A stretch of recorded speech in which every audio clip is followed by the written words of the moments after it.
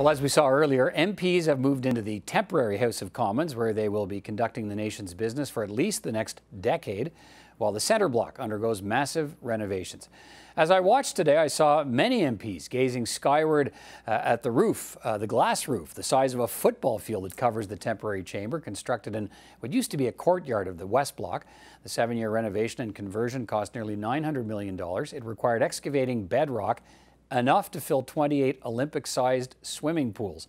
It was billed as one of North America's most challenging architectural rehabilitation projects. And the lead design architect is with me now, Georges Drolet of EVOC Architecture, with me in the studio. Good to see you.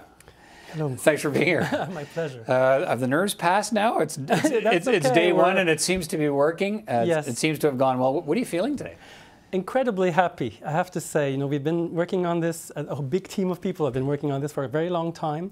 And this was all drawings on papers and discussions, but now it's real. And I was just witnessing the first scrum in the foyer today. Yeah. And it's a real joy for us to see it live and see it working, and see all the comments that, as we were walking the corridors, seemed to be very positive. What are the comments you're getting? What are you hearing from people? Well, beautiful is one of the most pleasing ones we hear, and bright and light, and the combination of history and the future. I think that also comes up as a good impression, a main impression. Give us some idea of the thinking that went into this.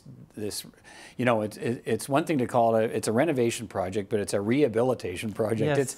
It was a big deal. So give me some idea of the thought process about how you and your team, and there were, as you say, so many different groups involved here, in how you decided this had to take place.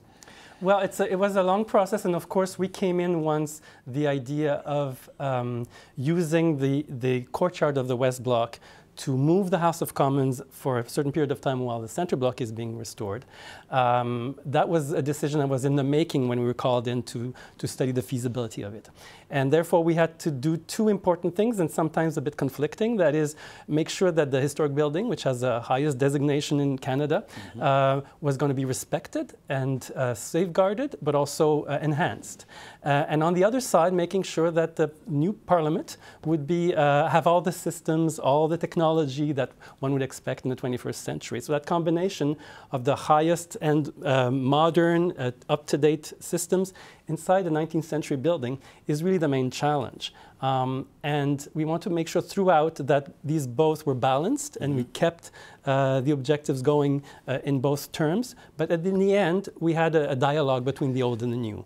And that's, I think, one of our biggest achievements here. What did you, I mean, these are such subjective things. I mean, it's very hard to keep people happy when you set out to do these kinds of things. But was that one of the ways you can ensure that it happened? Is you followed the guidelines and said, like, we're going to preserve what we have so that it's not going to be throwing all that stuff out for something totally new. People will recognize the old in the new. That's right, and you know, that's part. I mean, the preservation movement started quite a while ago as people were personally involved and wanted to defend heritage. And this is what happened in the 1950s when the proposal to demolish the West Block happened. It was really a move to protect the building, but at a time when there wasn't a practice of preservation. But right now there are methods, and it's a discipline, and there's also a whole level of controls when an architect works on a heritage building like this. So it's part of following the methodology and making sure that every intervention you propose is justified. It's an old building, and you need to bring it up to modern standards. What was the biggest surprise you found? Biggest surprise, let's see. I think that in terms of the building itself, it really lent itself, how shall I say? For instance, you know, of course, today we have comfort levels that we expect, air conditioning and ventilation and so on. Right. But what we discovered is that that thought had already gone into the 19th century architecture.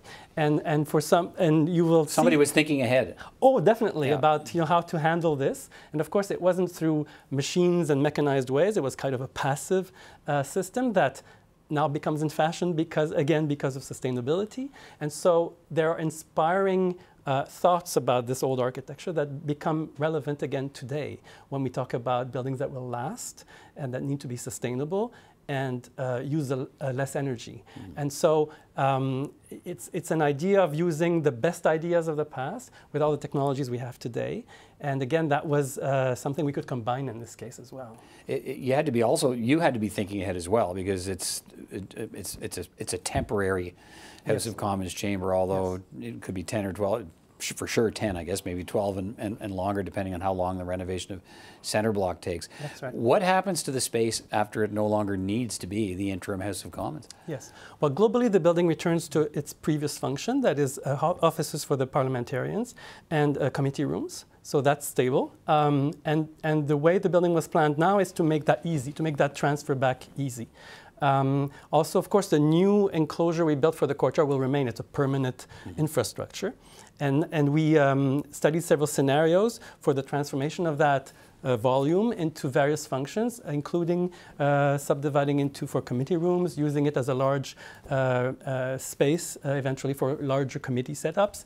But it's set up to be able to be transformed into these functions regardless of what's needed in 10, 12, or 15 years. Yeah, okay. Well, thanks for your time today. It must be gratifying to know that every day millions of people will get to look at your work.